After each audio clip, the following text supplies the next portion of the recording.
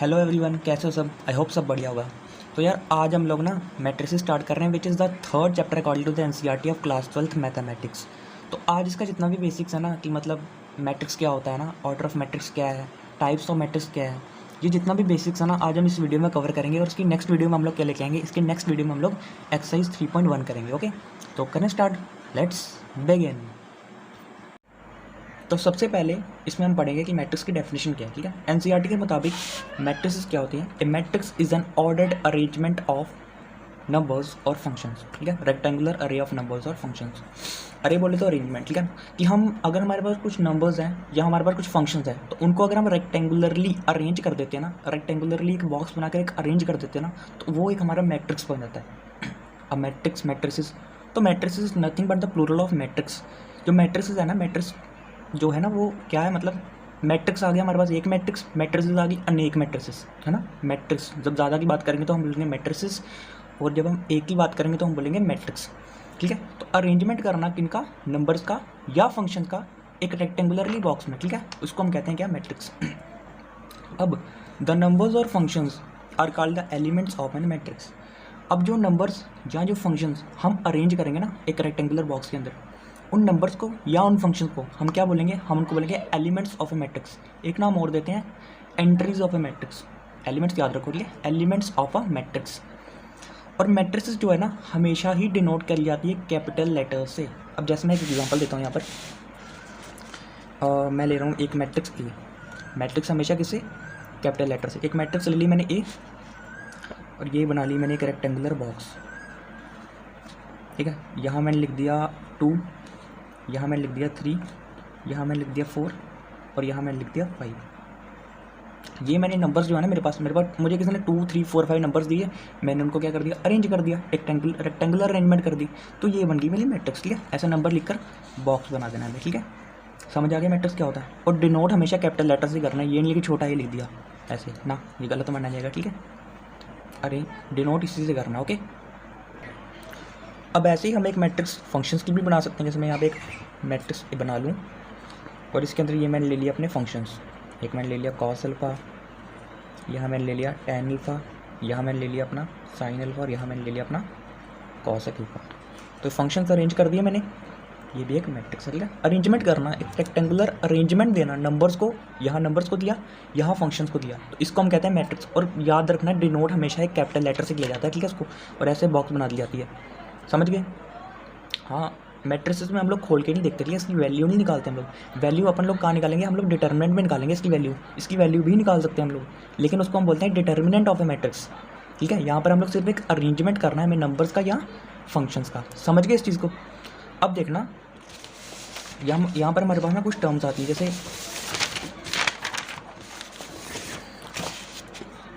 यहाँ लिख रखा the horizontal lines of the elements are called rows and the vertical lines are called columns. इन्होंने कहा जो हमने पीछे जो मैट्रिक्स पढ़ी है ना, ये जो हमने मैट्रिक्स पढ़ी पीछे, ये जो हमने पीछे जो मैट्रिक्स पढ़ी ना, इन्होंने कहा कि जो ये हॉरिजॉन्टल लाइंस है ना, हॉरिजॉन्टल समझते हो ना, ऐसे तिरछी टाइप की, ये टेढ़ी, ये जो हॉरिजॉन्टल लाइंस है ना, इनको हम बोलेंगे रोज। मतलब कि ये वाली लाइंस, ये 2, 3 जो है ना, ये हमारा रोज में आ रहा है। ठीक है, फर्स्ट रो और ये सेकंड रो, इसमें कितनी रोज है, हमारे पास 2 रोज हैं। हॉरिजॉन्टल लाइंस, ये जो लाइंस होती है ना हॉरिजॉन्टल, इनको हम बोलेंगे रोज। और जो ये वर्टिकल लाइंस आएगी ना ऐसे वाली, ये वर्टिकल लाइन में आ रहा है कि नहीं आ रहा। अगर मैं ऐसे देखूँ, इसको वर्टिकल लाइन में देखूँगा ना, तो इसको हम बोलते हैं कॉलम। इसमें कॉलम्स कितने हैं, 2 कॉलम्स क्लियरली दिख रहे होंगे ना, यहाँ पर 2 कॉलम्स है। ठीक है, यहाँ पर कॉलम 1 और कॉलम 2 लिखते कैसे हैं, C1 C2, और ये पूरा, ये आपका R1 और ये आपका R2। 2 रोज है इसमें और 2 कॉलम्स है। याद रखना, बड़ी कन्फ्यूज़न होती है इसमें कि जो हमारे हॉरिजॉन्टल लाइंस है ना, हॉरिजॉन्टल लाइंस एलिमेंट्स की जो हॉरिजॉन्टल लाइंस है ना, ये ऐसे जाना, इसको हम बोलते हैं रोज़, और जो वर्टिकल में आना है इसको कॉलम बोलते हैं हम लोग। ठीक है, याद रखोगे यहाँ पर वही चीज़। अगर तो मैं ऐसे देखूँ, मैं बोलूँ रो 1 कौन सी है, आप बोलोगे ये वाली रो 1 है। ठीक है, ऐसे हॉरिजॉन्टली। रो 2 ये वाली, ये जो एलिमेंट्स है ये रो 2 में है दोनों ही। मैं बोलूँ कॉलम 1, तो कॉलम 1 में मेरे ये 2 एलिमेंट्स आएंगे, और कॉलम ऐसे देखी जाती है वर्टिकल लाइन में। ठीक है, और ये हमारी कॉलम 2। समझ गए इस चीज़ को। ठीक है, ध्यान रखना इस चीज़ का। अब आगे देखना, अब यार मतलब ऑर्डर ऑफ मैट्रिक्स देखना पर बाद में देखते हैं, पर ये समझ लो कि मैट्रिक्स का यूज़ कहाँ आ रहा है। जैसे मैंने आपको बता दिया कि हम लोग इसको अरेंजमेंट के लिए यूज़ करते हैं, पर अरेंजमेंट कहाँ कहाँ करते हैं। अरेंजमेंट हम लोग ना मतलब इसका यूज़ बता नहीं सकता कि कहाँ कहाँ, मैथमेटिक्स में तो है ही है यूज़, ठीक है, नंबर्स अरेंज करने हैं, हमें फंक्शंस अरेंज करने हैं, बट और मतलब जैसे अकाउंट्स में, सेल्स में आपको है ना कोई हिसाब किताब करना, तो हम लोग बढ़िया से देख सकते हैं। जैसे मैं बोलूँ कि एक लड़का है रोहन, ठीक है, मैं बोलूँ रोहन के पास, मतलब एक लड़का रोहन है, एक लड़का श्याम, मैं बोलूँ रोहन के पास ना, अगर मैं बात करूँ रोहन की, मैं बोलूँ रोहन के पास ना 6 पेन्स हैं और 6 पेन्स हैं और उसके पास 7 कॉपीज़ हैं, ठीक है। अब एक लड़का है मेरा शाम के पास क्या है, 10 पेन्स हैं और 2 कॉपीज़ है। अब मैं बोलूँ यार मैं इसको ऐसे नहीं देखना चाहता, मैं एक अरेंजमेंट बनाना चाहता हूँ कि अगला बंदा देखते ही समझ आए कि ये सिस्टम है सारा। तो मैंने कहा मैं इसको मैट्रिक्स फॉर्म में लिखूँगा। वो कैसे लिखना है ये देखना। मैं कहा कि मैं इसको ना ऐसे लिखूँगा, मैं बनाऊँगा एक ऐसे मैट्रिक्स और इसको ऐसे लिख दूँगा 6 10 7 2। अब इससे पता मुझे क्या पता लगा, इससे मुझे ये पता लगा कि ये जो मेरी कॉलम है ना, ऐसे कॉलम में होती है ना वर्टिकल लाइन में, ऐसे इस लाइन में ऐसे ये लाइन आ रही है, जो मेरी कॉलम है ना, ये मुझे बता रही है कि ये पेन्स हैं, नंबर ऑफ पेन्स किसके पास, रोहन के पास और शाम के पास। फर्स्ट वाली रोहन के पास कितने पेन्स हैं, सेकंड मेरे शाम के पास कितने पेन्स हैं। और जो सेकंड कॉलम है ना, ये कॉलम मुझे बता रहा है कॉपीज़, कि कितनी कॉपीज़ हमारी राम के पास हैं, 7 कॉपीज़ राम के पास और हमारी 2 कॉपीज़ है किसके पास, शाम के पास। तो हम लोग अरेंजमेंट बड़ी जगह कर सकते हैं, ठीक है, सेल्स में यूज़ करते हैं इसका, प्रोडक्शन में है ना, तो मतलब जितनी भी ब्रांचेज़ है ना, ऑलमोस्ट जितनी भी ब्रांचेज़ है, हर एक ब्रांच में हमारा मैट्रिक्स का आज बहुत ही ज़्यादा रोल हो चुका है, ठीक है। तो वैसे लाइटली मत लेना इससे, ठीक है। तो अब बात आती है कि ऑर्डर ऑफ द मैट्रिक्स क्या होता है। तो यार यहाँ पे डेफिनेशन पढ़ लो पहले इसकी। यहाँ पे लिखा होगा कि a matrix which has m rows and n columns is called as a matrix of order m cross n।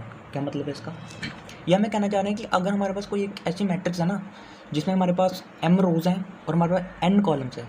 m रोज़ मतलब कि हमें पता नहीं है कितने है ना, बना सकते हैं 4 होंगे, 5 होंगे, और कॉलम्स भी इसी तरह से होंगे हमारे कुछ ना। तो अगर हम उनको ऐसे क्रॉस करके लिखते हैं ना, तो वो उसको हम बोलते हैं कि ऑर्डर ऑफ मैट्रिक्स। और पढ़ते पता कैसे हैं, इसको हम बोलते हैं m/n की मैट्रिक्स। m क्रॉस नहीं बोलते हम, n मल्टीप्लाई नहीं बोलते, हम बोलते हैं m/n की मैट्रिक्स। जैसे मैं एक एग्जांपल ले लूँ, यहाँ पर एक मैट्रिक्स की एग्जांपल ले लूँ हम लोग।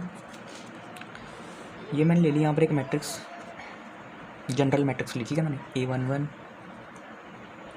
A12 A13 A21 A22 A23 A31 A32 और A33 एक जनरल मैट्रिक्स होती है। A11 मुझे दिखा रहा है कि ये फर्स्ट कॉलम जो पहला वाला होता है ना हमारा, देखो ऐसे होता है AIJ, ऐसे बोलते हैं इसकी नोटेशन ये होती है, तो समझाऊंगा आगे भी कि मतलब ये I का मतलब होता है ना, ये I हमें बताता है कि I हमें बताता है किस रो में है ना, कि हमारा जो एलिमेंट है ना, जो हमारा एलिमेंट है वो किस रो में है, और J हमें बताता है कि वो किस कॉलम में है। जैसे मैं यहाँ पर देख लूँ, यहाँ पर लिख रखा है A11 डिनोट कर लेते हैं मैंने इसको, A11, ये 1 मुझे बता रहा है कि ये फर्स्ट रो में है, और ये 1 मुझे बता रहा है कि ये फर्स्ट ही कॉलम में। देख लो आप लोग, फर्स्ट रो में और फर्स्ट ही कॉलम में है। अगर मैं इसको देखूँ ना, तो ये मुझे बता रहा है 1 मुझे बता रहा है कि ये फर्स्ट रो में है। चेक करें फर्स्ट रो में है कि नहीं, देख लो फर्स्ट रो में है। फर्स्ट रो क्या होती है, हॉरिजॉन्टल लाइन। 1 मुझे बता रहा है कि ये फर्स्ट रो में, जो पहला होता है ना, पहला हमें बताता है कि किस रो में है, और जो सेकंड होता है ये हमें बताता है किस कॉलम में लाई कर रहा है हमारा एलिमेंट। ध्यान रखना इस चीज़ को, ठीक है। 1 बता रहा है हमें कि ये फर्स्ट रो में है, और 2 बता रहा मुझे कि ये सेकंड कॉलम में है। कॉलम चेक कर लो इसका, सेकंड कॉलम में, ठीक है। जैसे यहाँ पर 1 मुझे बता रहा है कि फर्स्ट रो में है, 3 मुझे बता रहा है कि ये थर्ड कॉलम में आ रहा है। देख लो थर्ड कॉलम में, ये कॉलम फर्स्ट, ये कॉलम 2 और ये कॉलम 3। अब मैं यहाँ पर लिखने जा रहा हूँ, यहाँ मैं लिख रहा हूँ, यहाँ पर रोज़ कितनी है, रोज़ है हमारी 3 और कॉलम हमारी 3 है। मतलब कि ये मेरी 3/3 की मैट्रिक्स है। ऑर्डर कुछ नहीं है, ऑर्डर यही है कि हमारे कितने रोज़ हैं और कितने कॉलम्स हैं किसी मैट्रिक्स के, उसको ऐसे बस लिख दो मल्टीप्लाई करके। पहले रोज़ लिखो, फिर उसकी कॉलम्स लिख लो, और बीच में एक मल्टीप्लाई का साइन लगा दो, ऐसे मैट्रिक्स के नीचे लिख देना इसको, ठीक है। नोट करने का एक तरीका है, लिखते हैं। पीछे भी लिखना था पर उस टाइम मैंने कॉन्सेप्ट सिखाया नहीं, तो इसलिए मैंने लिखा नहीं। जैसे यहाँ पर लिखूँ मैं, तो यहाँ पर मैं क्या लिखूँगा, इसमें रोज़ कितनी है, इसमें रोज़ है हमारे रो 1 और रो 2 रोज़ हैं, मल्टीप्लाई का साइन। कॉलम्स कितने हैं, कॉलम्स भी हमारे 2 है। मतलब कि ये एक 2/2 की मैट्रिक्स है। इसको ऐसे नीचे लिखते हैं साइड पर, ये एक 2/2 की मैट्रिक्स है हमारी, ये भी 2/2 की है क्योंकि 2 रोज़ हैं इसमें एंड 2 ही हमारे कॉलम्स हैं। 2/2 की मैट्रिक्स, ठीक है। फिर मैं अब एक ले लेता हूँ एक मैट्रिक्स। जैसे मैंने यहाँ पे एक मैट्रिक्स ले ली, 1 2 3 4 5 6 7 8 9, ठीक है। ये मैंने ले ली एक मैट्रिक्स। और यहाँ पे मैंने लिख दिया, देख लो गिन लो कितने रोज़ हैं इसकी, रो 1 रो 2 रो 3, हॉरिजॉन्टल लाइन ऐसे कितने रोज़ हैं हमारी, 3 रोज़ हैं, और कॉलम्स कितने हैं, 3 ही हमारे कॉलम्स हैं, ठीक है। और अब मैं एक थर्ड मैट्रिक्स ले रहा हूँ, एक ये मैंने ले ली 1 2 3 एंड 4 5 6 7 एंड 8। इसका ऑर्डर बताना ज़रा, देखना ज़रा, करो ट्राई, क्या होगा इसका ऑर्डर, गिनना। इसमें रोज़ कितनी है हमारी, रोज़ क्या होती है, हॉरिजॉन्टल लाइंस, बताया मैंने, बार बार बता रहा हूँ, ठीक है। रोज़ होती है हमारी हॉरिजॉन्टल लाइंस, ये वाली लाइंस। तो कितनी है हॉरिजॉन्टल लाइंस, हॉरिजॉन्टल लाइंस हमारी 2 ही तो हैं, ये रो 1 है हमारी और ये तो रो 2 है। कितनी रोज़ है हमारी, 2 रोज़। कॉलम्स कितने हैं, कॉलम्स गिनना ज़रा, column 1 column 2 column 3 and column 4। मतलब यहाँ पे हमारे 4 कॉलम्स हैं, 2 तो रोज़ हैं पर कॉलम हमारे 4 हैं, तो इसको लिखेंगे हम 2 क्रॉस 4। मतलब ये मैट्रिक्स जो है ना, ये हमारी 2/4 की मैट्रिक्स है, और 2/4 हमें बता रहा है, 2/4 हमें बता रहा है कि ये जो मैट्रिक्स है ना, इसमें हमारे 2 रोज़ हैं और हमारे 4 कॉलम हैं। क्लियर हुआ इतना?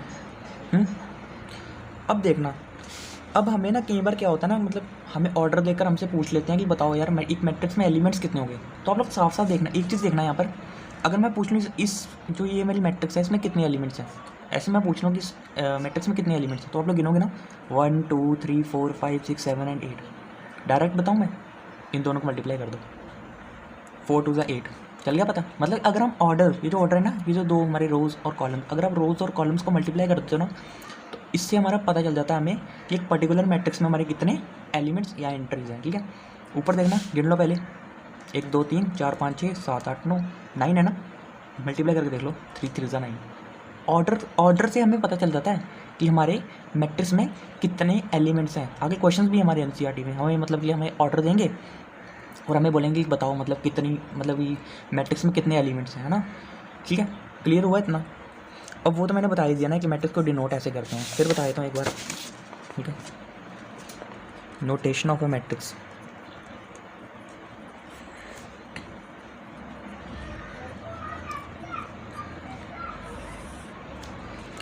नोटेशन क्या होती है मैट्रिक्स की, ये नोटेशन होती है हमारी। आपको पता है जो अंदर एलिमेंट्स होते हैं ना, उनको हम स्मॉल लेटर से, अगर हमें डिनोट करना है, ठीक है, जनरली अगर हमें डिनोट करना है तो हम इसको स्मॉल लेटर से लिखते हैं, और मैट्रिक्स को हम लोग लिखते हैं कैपिटल लेटर से। ये अंदर मैंने लिख दिया एलिमेंट, मैं सारे एलिमेंट नहीं लिखना चाहता, मैं एक नोटेशन बता रहा हूँ कि हमारी एक मैट्रिक्स होगी तो हम इसको डिनोट कैसे करते हैं।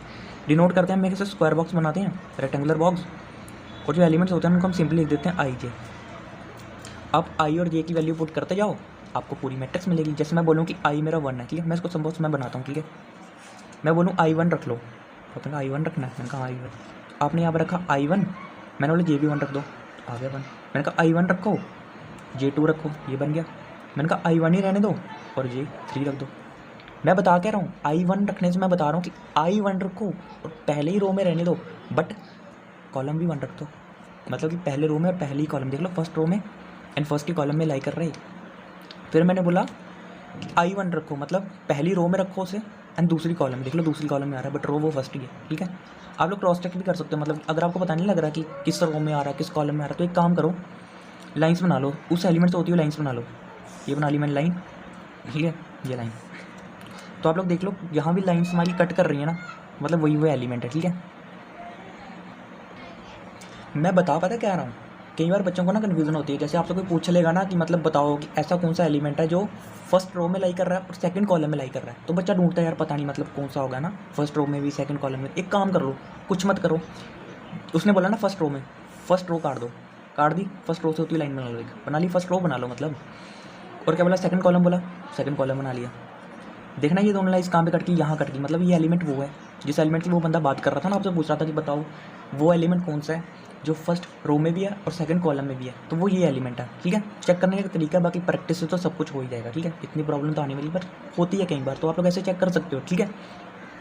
मैं ये मैट्रिक्स बना रहा था, फिर मैंने बोला कि आई को क्या करो, आई को 2 रखो, आई को 2 रख दिया, जे को 1 रख दो, ऐसे करते करते आप लोग 2 2 2 3 है ना, 8 3 1 3 2 3 3 कितनी भी बना सकते हैं, मैंने ये 3/3 के लिए बना ली, देख लो 3/3 कैसे, 3 रोज आ देगा एंड 3 कॉलम्स, 3/3 के लिए मैट्रिक्स है, ठीक है।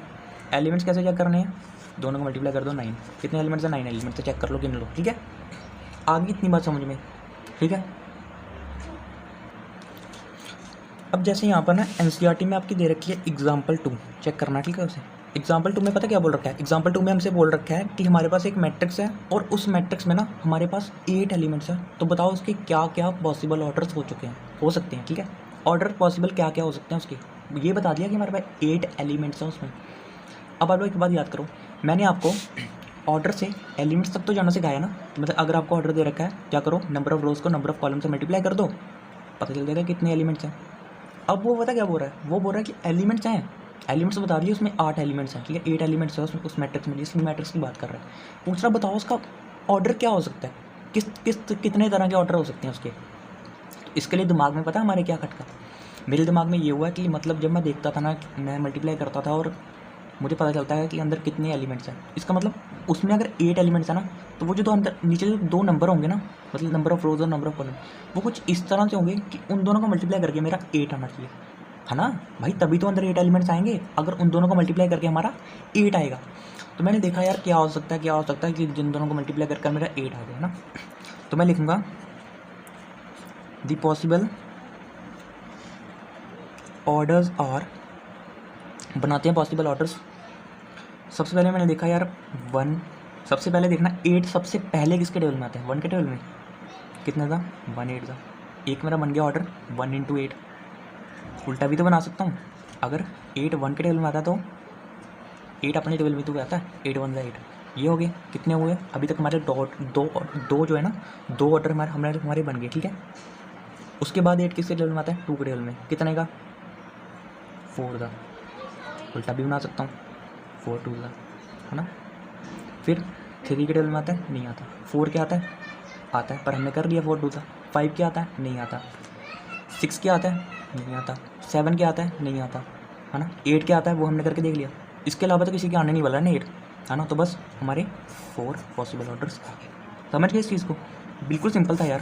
उन्होंने क्या बोला था, उन्होंने हमें बोला था कि हमारी कोई मैट्रिक्स है, उन्होंने बोला हमारी कोई मैट्रिक्स है, उसके अंदर कितने एलिमेंट्स है, उसके अंदर 8 एलिमेंट्स हैं। जैसे मैं मान लेता हूँ यहाँ पर 1 1, है ना, जैसे 1 वाली 1 1 1 2, है ना, मतलब ऐसे 8 एलिमेंट्स है उसमें, ठीक है, उसमें 8 एलिमेंट्स है। तो हमें बोला बताओ उसका ऑर्डर क्या क्या हो सकता है। तो हमने कहा कि हमें पता है कि ऑर्डर्स के जो होता है ना, नंबर ऑफ रोज और नंबर ऑफ कॉलम्स को मल्टीप्लाई करके हमारा हमें पता चलता है कि उस मैट्रिक्स में कितने एलिमेंट्स हैं। तो यार इसका ऑपोजिट भी तो ट्रू होगा, मतलब कि अगर हमें कोई ये बता देता है कि किसी मैट्रिक्स में हमारे पास इतने एलिमेंट्स हैं, तो बताओ उसके ऑर्डर क्या हो सकते हैं। तो हमें पता है ऑर्डर कुछ इस तरह से होगा, उन 2 नंबर्स को मल्टीप्लाई करके हमारा 8 आना चाहिए ना, उन दोनों नंबर्स को मल्टीप्लाई करके हमारा नंबर ऑफ एलिमेंट्स मतलब 8 आना चाहिए इस केस में। तो हमने देखा यार 8 किस किस के टेबल में आता है, हमने कहा एक तो सबसे छोटा वो 1 के टेबल में आएगा। उल्टा भी कर सकते हैं, 8 अपने टेबल में भी आएगा। फिर 2 के टेबल में आएगा 4 था, 4 के टेबल में आएगा 2 का, ठीक है। उसके बाद तो आएगा नहीं 8 किसी के टेबल में। वो सिंपल सा कॉन्सेप्ट था, ठीक है, इतना समझ आ गया ना। अब इसके बाद हमारी आती है एग्जाम्पल नंबर 3। एग्जाम्पल 3 में पता है हमें क्या बोल रखा है, देखना ज़रा एग्जाम्पल 3। एग्जाम्पल 3 में हमें बोल रखा है आपको एक मैट्रिक्स कंस्ट्रक्ट करनी है, कितने ऑर्डर की, ये ऑर्डर दे रखा है ना 3/2 ऑर्डर की आपको एक मैट्रिक्स कंस्ट्रक्ट करनी है, एक मैट्रिक्स बनानी है, ठीक है। और बोला जिसके एलिमेंट्स है ना वो कुछ इस तरह से है। कंडीशन है एक, मैंने बताया था यार IG मैंने बताया था ना इस तरह से कि हम लोग जब भी एक मैट्रिक्स को डिनोट करते हैं ऐसे करते हैं।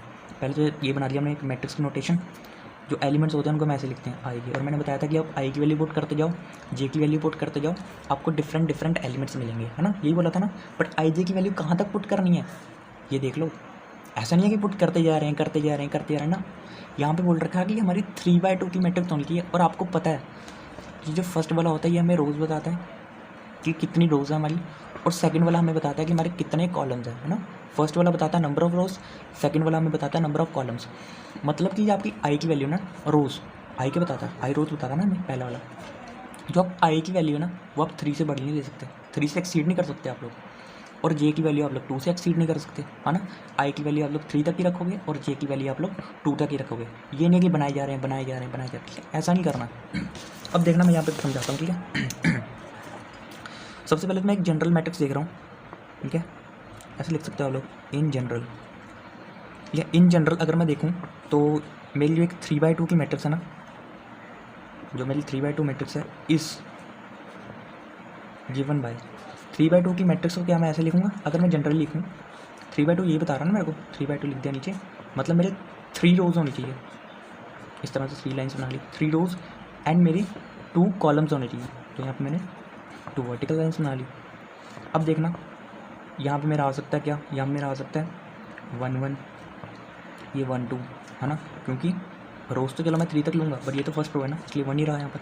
बट कॉलम ये सेकंड कॉलम में, इसके आगे तो जाऊँगा नहीं, लिमिटेड है। ठीक है, यहाँ पर सेकंड रो और फर्स्ट कॉलम, ये सेकंड रो सेकंड ही है और हमारा सेकंड कॉलम।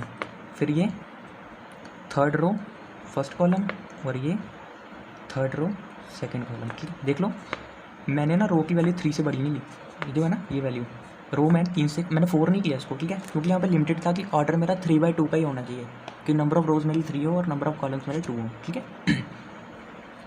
अब यहाँ पे देखना, अगर मुझे एक मैट्रिक्स बनानी है ना, कैसी, कुछ इस तरह की, कि जिसके एलिमेंट्स मेरे, जैसे मुझे कंडीशन दे रखी है क्वेश्चन में कि मेरे एलिमेंट्स कुछ इस तरह से होने चाहिए, i-3j का मॉड। ठीक है, मॉड ये 2 नीचे मॉड।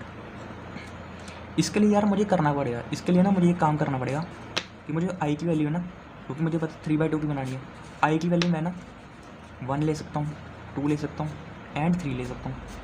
और j की वैल्यू मैं सिर्फ और सिर्फ 1 ले सकता हूँ, या तो फिर मैं 2 ले सकता हूँ। इससे बढ़िया तो बढ़ा नहीं सकता ना, इससे नहीं बढ़ा सकता। तो देखना मैट्रिक्स कैसे बनेगी। मैं यहाँ पर एक मैट्रिक्स बना रहा हूँ। ठीक है, सबसे पहले मैंने बना लिया A11 हाफ, यहाँ i की जगह मैंने लिखा 1 -3 और j की जगह मैंने रख दिया 1।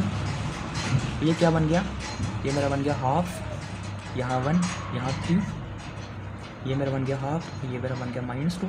और आपको पता है मॉडुलस जो है ना, मॉडुलस क्या करता है, हमारा जो नेगेटिव नंबर भी होता है ना उसको भी ना पॉजिटिव कर देता है। ठीक है, मॉडुलस हमारा एक नेगेटिव नंबर को भी पॉजिटिव बना देता है। तो ये जो हमारा -2 है ना, ये हमारा सिंपली 2 बन जाएगा जब मॉडुलस से बाहर निकालेंगे इसे, और नीचे 2 तो है ही। ठीक है, ये आगे मेरा 1, यहाँ पर साइड पे बना लूँ मैं मैट्रिक्स वो वाली। मतलब मुझे इतना पता लग गया, ये जो मैट्रिक्स है ना इसको मैं ऐसे लिख सकता हूँ, जो मेरा फर्स्ट एलिमेंट है ना A11 तो मेरा आ गया 1। ठीक है, अब उसी तरह जब मैं A12 निकालूंगा ना, A12 देखना मैं क्या करूँगा, यहाँ मैं रखूँगा 1, यहाँ मैं रखूँगा 1, यहाँ मैं रखूँगा 2, यहाँ 1 यहाँ 2, 3 2 6 आएगा, 3 2 मेरा 6 आएगा, और 1 -6 मेरा माइनस का 5 आएगा, और -5 क्योंकि ये मॉडुलस में है तो -5 मेरा +5 बन जाएगा, और +5/2 मेरा 5/2 हो जाएगा। उसी तरह अगर मुझे ये वाला एलिमेंट चाहिए, 2 1 वाला एलिमेंट चाहिए ना, इसके लिए मैं क्या करूँगा, i देखो i मुझे चाहिए 2, i मैंने रखा यहाँ पर 2। ठीक है, यहाँ मैंने 2 रखा, 2 माइनस, और यहाँ क्या रखना है, यहाँ 1 रखना है ना। 2 -3, 3 1 3 आ गया, 2 -3 कितना बना मेरा, -1। बट क्योंकि -1 मेरा मॉडुलस में तो ऐसे होगा ना, ये हाफ है और यहाँ मेरा आ रहा है -1 है ना। तो ये -1 क्योंकि मॉडुलस के अंदर है। और याद रखना मॉडुलस जो है ना किसी भी नंबर को हमेशा वो पॉजिटिव बनाता है हमारा। ठीक है, मॉडुलस से अगर कोई भी नंबर बाहर निकलेगा ना तो हमेशा पॉजिटिव बनकर ही निकलता है। जैसे -1 हमारा 1 बन जाएगा अगर मॉडुलस हटाया तो, नीचे 2, तो ये बन गया मेरा हाफ, मतलब यहाँ तो मेरा आ गया हाफ। अब मैं 2 2 लिखता हूँ। ठीक है, A22, तो यहाँ मैंने i की जगह रखा मैंने 2, यहाँ भी रखा 2, ये 3 2 6 6, यहाँ 2 -6 माइनस का 4 -4/2, तो -4 क्योंकि मॉडुलस में प्लस का 4 बना, और 4/2 मेरा यहाँ पर 2 आ गया। ठीक है, फिर 3 1 लिया मैंने, i को लिया मैंने 3, j को लिया मैंने 1, यहाँ बना 3 और यहाँ 3 बन 3, 3 - 3 0, 0/समथिंग 0, काम खत्म। फिर मैंने यहाँ पर लिया 3, i को मैंने लिया 3, j को मैंने लिया 2, ये 3 रहा मेरा, ये रहा मेरा 2, देखो ना ऐसे होगा ना, हाफ, ये मेरा बन गया 3, और ये j मेरा क्योंकि 2 आया और 3 2 का मेरा 6 बन गया ऐसे, तो ये हाफ, और यहाँ मेरा कितना बना, यहाँ मेरा बना -3, और क्योंकि ये मॉडुलस के अंदर है तो ये +3 बनेगा और 2 आ जाएगा, मतलब कि 3/2 उसका आंसर। तो ये बन गई मेरी मैट्रिक्स। ठीक है, पूरा सॉल्व करना आप लोग, मैंने तो ऐसे ही जल्दी किया इसको। ठीक है, आप लोग इसको बढ़िया से सॉल्व करोगे, सब कुछ जनरली हम लोग मैट्रिक्स को ऐसे डिनोट करते हैं। फिर आप लोग लिखोगे A11 जो है वो हमारा ये आया, जैसे मैंने पहले निकाला था, A11 मेरा ये आया, A12 ये आया, फिर उसको एंड में आप लोगों के हेंस, जैसे मैं यहाँ पर लिख के बताता हूँ,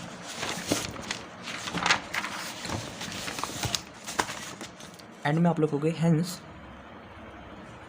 हेंस मैट्रिक्स, यहाँ पर लिखोगे required matrix is, required matrix जो आपकी बनी वो क्या बनी, वो आपकी बनी 1 5/2 1/2 2 0 और 3/2।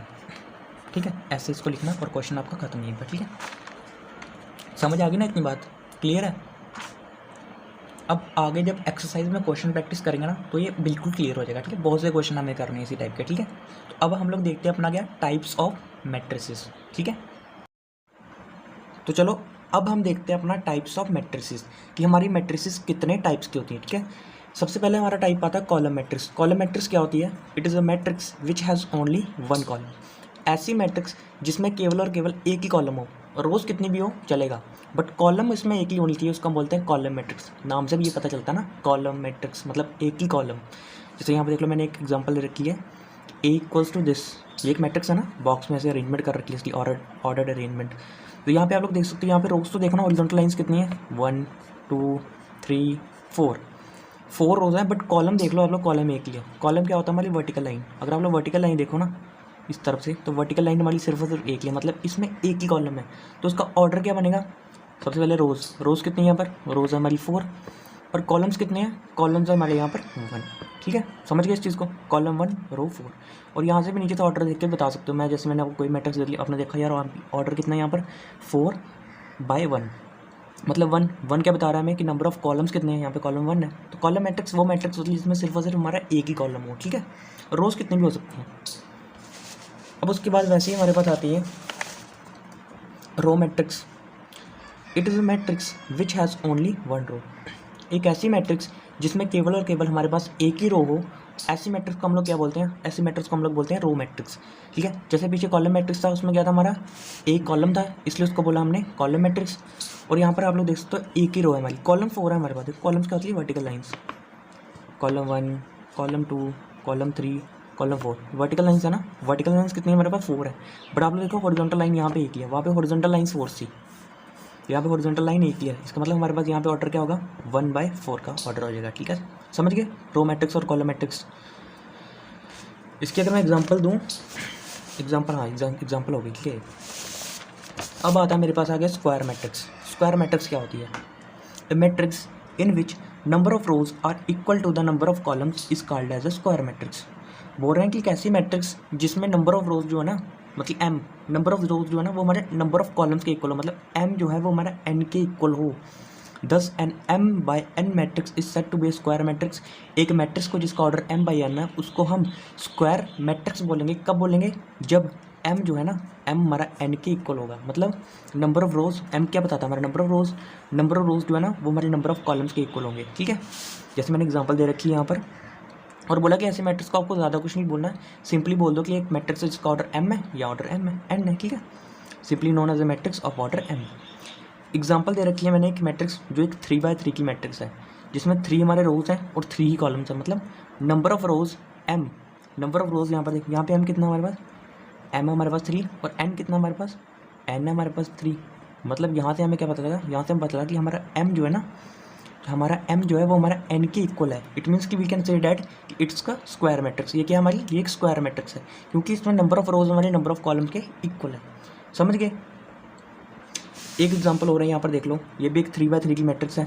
नंबर ऑफ रोज मतलब m cross n, number of rows जो है ना वो नंबर ऑफ कॉलम के इक्वल है, इसलिए इसको बोला एक स्क्वायर मैट्रिक्स। समझ गए इस चीज़ को? ठीक है ना? क्या होता है स्क्वायर मैट्रिक्स? जिसमें नंबर ऑफ रोज हमारे नंबर ऑफ कॉलम के इक्वल होते हैं, ठीक है? अब बात करते हैं डायगोनल मैट्रिक्स क्या होती है। तो देखना यहाँ पर, ए मैट्रिक्स ए बराबर दिस। मैंने बताया था ना मैट्रिक्स को हम लोग ऐसे डिनोट करते हैं, है ना? कोई भी मैट्रिक्स ए है तो हम उसको ऐसे लिख सकते हैं AIJ, और नीचे उसका ऑर्डर लिखते हैं ना, M क्रॉस N लिखते हैं ना।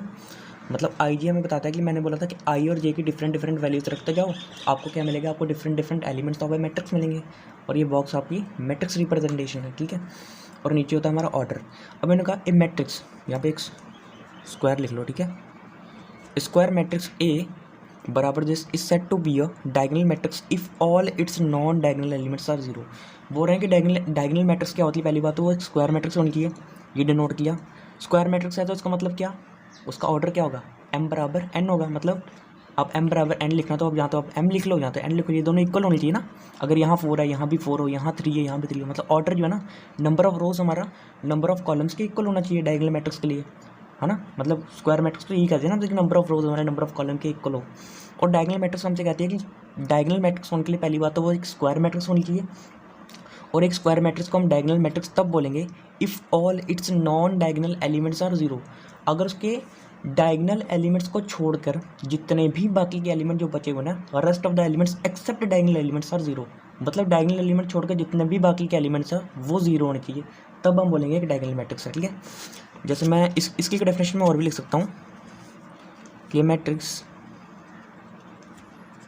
ए बराबर ए आई जे, ये मैंने ले ली एक matrix, is said to be a diagonal matrix, is said to be a diagonal matrix if, अगर जो मेरा ए आई जे जो मेरा एलिमेंट है वो मेरा ज़ीरो, कब ज़ीरो, जब मेरा आई नॉट इक्वल टू जे। ठीक है, आई नॉट इक्वल टू जे का मतलब पता क्या है, मैं इसकी एग्जांपल देता हूँ डायगोनल मैट्रिक्स की, उससे रिलेट करना है। ठीक है,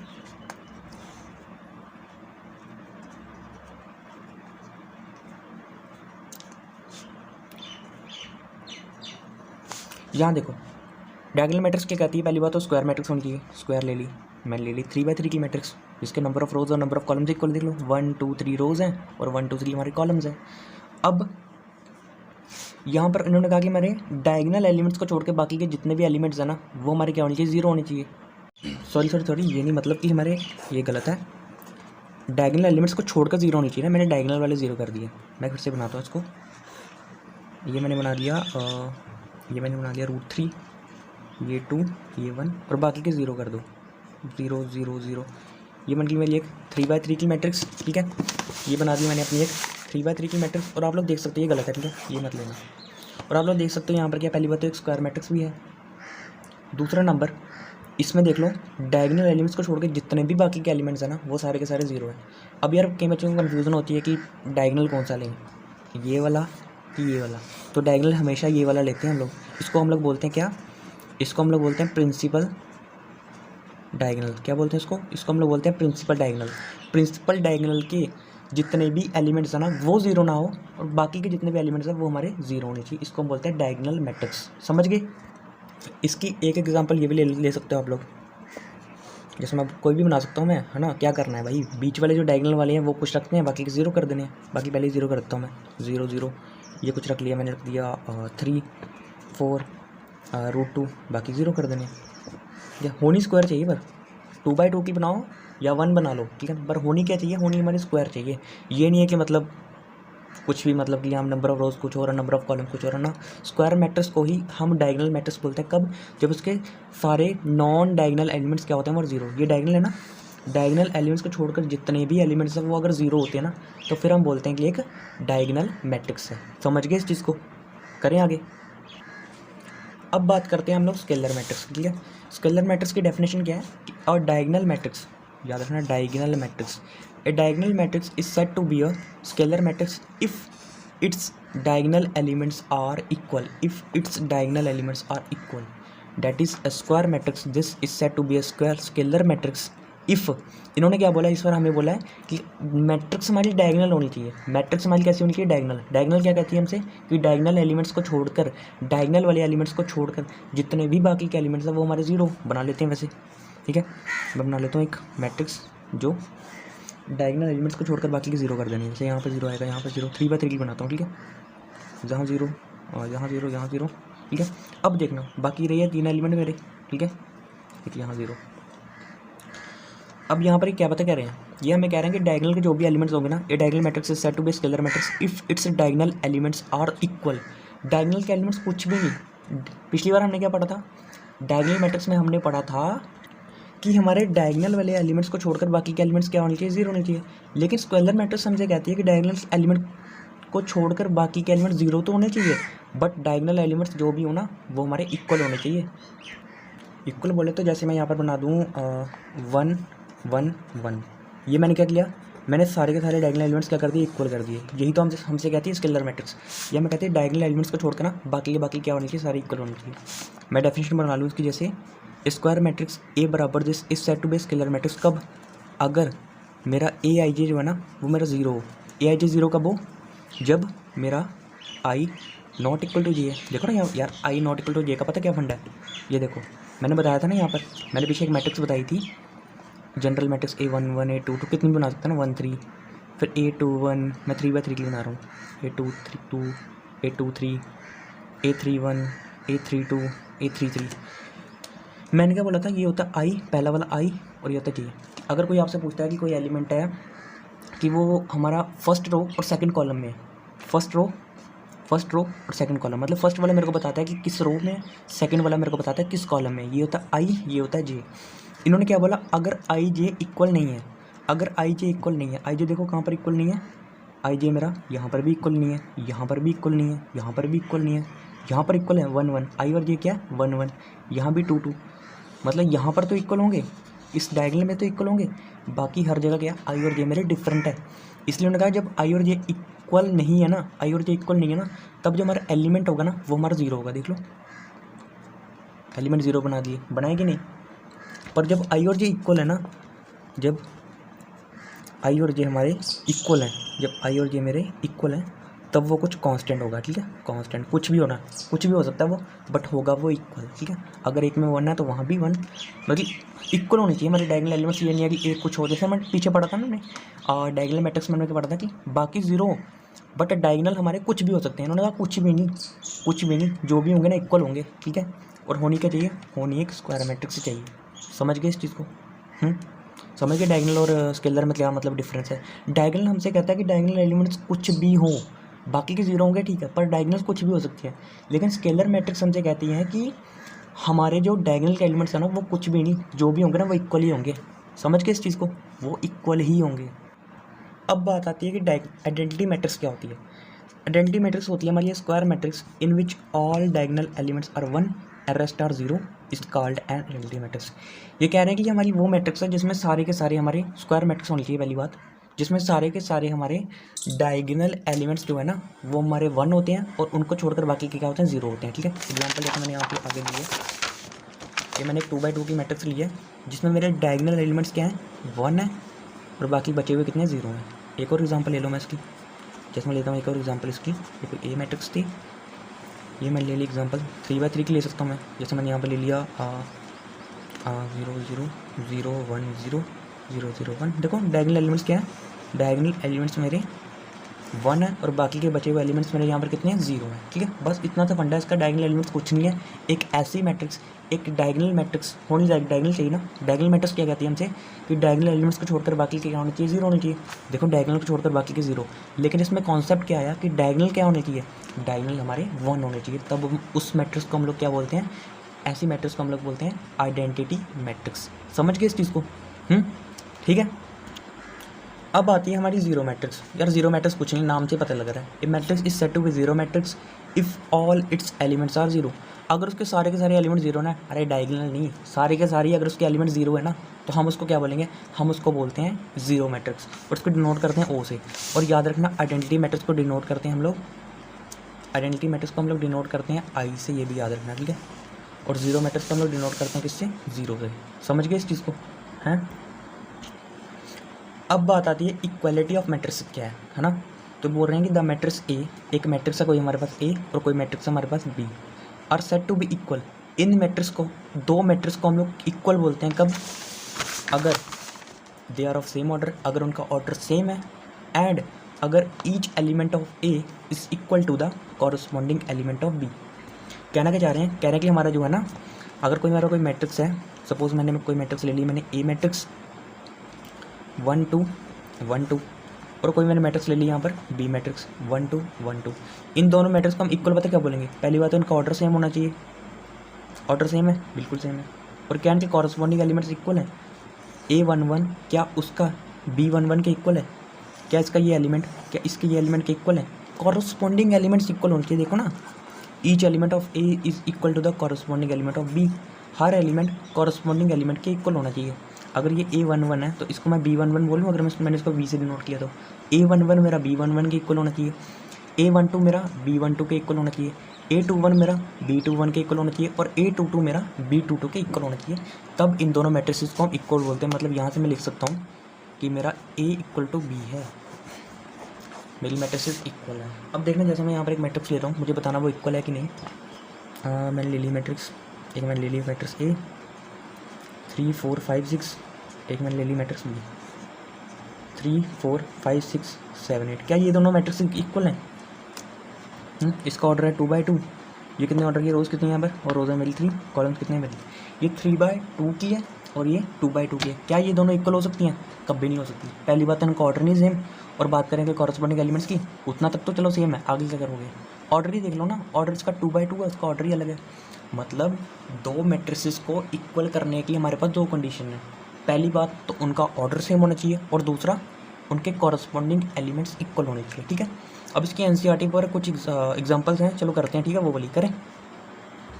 अब देखना, जैसे यहाँ पर दे रखी है हमें एग्जाम्पल 4 में पता है हमसे क्या करें? एग्जाम्पल 4 में हमें बोल रहे हैं कि ये कोई मैट्रिक्स है और ये भी कोई दो मैट्रिक्स है। हमारे पास दो मैट्रिक्स है और बीच में इक्वल का साइन लगा रखा है। इक्वल का साइन क्यों लगाया पता है?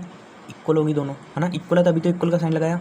हमें क्या बोला कि हमें बोल दिया कि ये मैट्रिक्स इस मैट्रिक्स के इक्वल है। अब एक काम करो, ABCXYZ के वैल्यूज़ निकालो।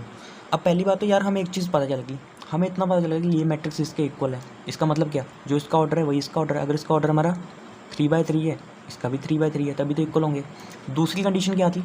दूसरी कंडीशन दी थी कि कॉरस्पॉन्डिंग एलिमेंट्स हमारे क्या होने चाहिए? इक्वल होनी चाहिए। मतलब ये इसके इक्वल होगा, ये इसके इक्वल होगा, ये इसके इक्वल होगा। अब एक काम करते हैं, हम इनको इक्वल करके ना, देखो हमें ABCXYZ की वैल्यू निकालनी है। अब निकालने के लिए हमें कंडीशन क्या दे रखी है पता है क्वेश्चन में? इन्होंने बोला इफ़ अगर दिस बराबर दिस है, अगर मान ये मैट्रिक्स इस मैट्रिक्स के इक्वल है तब ABCXYZ की वैल्यू निकालो। तो हमें पता है अगर ये मैट्रिक्स इस मैट्रिक्स के इक्वल है ना, इसका मतलब क्या है कि x+3 मेरा, इसका मतलब यही है ना कि यहाँ से मेरा जो मेरा x+3 है वो मेरा 0 के इक्वल होगा। x+3 मेरा 0 के इक्वल, ये मेरी इक्वेशन 1। फिर यहाँ से मेरा z+4 मेरा 6 के इक्वल होगा, z+4 मेरा 6 के इक्वल होगा। फिर मेरा 2y - 7 मेरा 2y - 7 मेरा 3y - 2 के इक्वल होगा, इक्वेशन 3। फिर यहाँ से मेरा a-1 मेरा किसके इक्वल होगा? मेरा -3 के इक्वल होगा, इक्वेशन नंबर 4। फिर यहाँ से अगर मैं देख लूँ ये मेरा 2c+2 मेरा इक्वल होगा 0 के। ये सब इक्वल होंगे ना, कॉरस्पॉन्डिंग एलिमेंट्स इक्वल होंगे। क्यों इक्वल है? क्योंकि मैट्रिसेस इक्वल है ना, इसलिए। फिर यहाँ से मेरा b - 3 मेरा 2b+4 के इक्वल होगा। ये मेरा आ गया इक्वल किसके? 2b+4 के, इक्वेशन 6। फिर यहाँ से मेरा बस वो था, ठीक है। ये तो क्या नंबर्स को क्या इक्वल करोगे। अब यहाँ से हमें x y z और a b c की वैल्यूज़ निकालनी है। देखना कैसे निकालूंगा। सबसे पहले मैं निकाली इक्वेशन 1। यहाँ से देखा मैंने यार, यहाँ से मेरी x की वैल्यू निकल सकती है कैसे? अगर मैं 3 को वहाँ ले जाऊँ ना, तो मेरी x की वैल्यू कितनी निकल आएगी? मेरी x की वैल्यू आ जाएगी -3। बस x की वैल्यू निकल आई। इससे देखना, इस इक्वेशन से, इक्वेशन 2 से अगर मैं 4 को उस साइड ले जाऊँ तो क्या मेरा 4 वहाँ जाके मेरा 6 - 4 बनेगा। यहाँ से ये होगा ना, z मेरा क्या आ जाएगा? 6 - 4, 4 को वहाँ ले गया, और यहाँ से मेरी z की वैल्यू निकल कर आ गई कितनी? 2, है ना, कितनी आसानी से आ गई।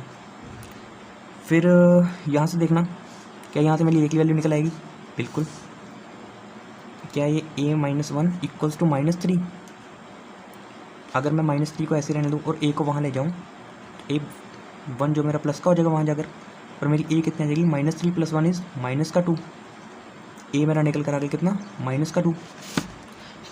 अब अगर मैं यहाँ से देखूँ, इस वाले को देखूँ, इस इक्वेशन को देखूँ मैं, इक्वेशन 3 को, तो ये इक्वेशन है मेरी 2y - 7 equals to 3y - 2।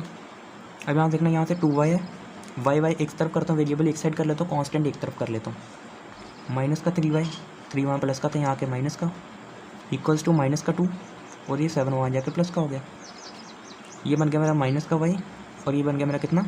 7 - 2 is 5। मतलब y मेरा निकल के आ गया कितना? y मेरा निकल कर आ गया -5।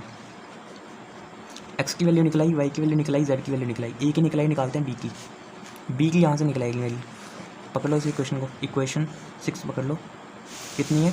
इक्वेशन 6 था मेरी b - 3 इक्वल्स टू 2b+4।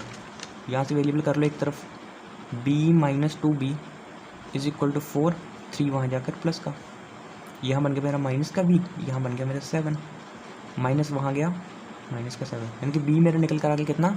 -7। क्या रह गया सी, सी कहाँ से आएगा, सी आएगा यहाँ से इस वाली इक्वेशन से, 2c + 2 = 0। यहाँ से मेरा 2c ये रहा, 2 वहाँ जाके हो गया मेरा -2, c कितना आ गया, c आ गया मेरा -2 और ये 2 यहाँ से नीचे चला गया, यहाँ से मेरा c कितना निकल आ गया -1, 1 से कट गया -1। मतलब जो मेरी a b c x y z की मुझे वैल्यूज़ निकालनी थी वो मैंने निकाल ली। x की कितनी आई, x की वैल्यू मेरी -3, अच्छा a की वैल्यू है ना, a की वैल्यू आई मेरी कितनी, a की वैल्यू आई मेरी -2, b की वैल्यू आई मेरी -7, c की वैल्यू आई मेरी -1, x की वैल्यू आई मेरी कितनी -3, y की वैल्यू आई मेरी -5 और z की वैल्यू आई मेरी कितनी, z की वैल्यू आई मेरी 2। तो बस यही सब हमने निकालना था, हमने कर लिया। ठीक है, तो आज हमारा बेसिक्स यहीं पर ख़त्म होता है। अगली वीडियो में हम लोग क्या करेंगे, इसकी एक्सरसाइज करेंगे। ठीक है, 3.1 एक्सरसाइज कर लेंगे हम लोग। ठीक है, तो ठीक है, ओके।